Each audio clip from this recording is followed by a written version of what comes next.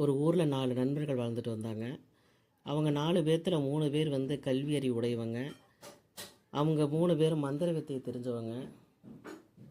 அதில் ஒருத்தர் வந்து கல்வி அறிவு இல்லாதவன், ஆனால் உலக அனுபவம் அறிவு அதிகம் பெற்றவன். இவங்க 3 பேர் என்ன பண்ணுறாங்க, வெளியே போய் பொருள் சேர்க்கலான்னு சொல்லிட்டு வெளியூர் கிளம்புறாங்க. தன்னுடைய 4வது நண்பரான கல்வி அறிவு இல்லாத நண்பரையும் கூட்டிகிட்டு கிளம்புறாங்க. போகிற வழியில், காட்டு வழியில் ஒரு சிங்கம் இறந்து கிடக்குது. அந்த சிங்கம் வந்து உயிர் கொடுத்து பார்க்கலாம், டெஸ்ட் பண்ணி சோதனை பண்ணி பார்க்கலான்னு நினைக்கிறாங்க 3 பேரும்.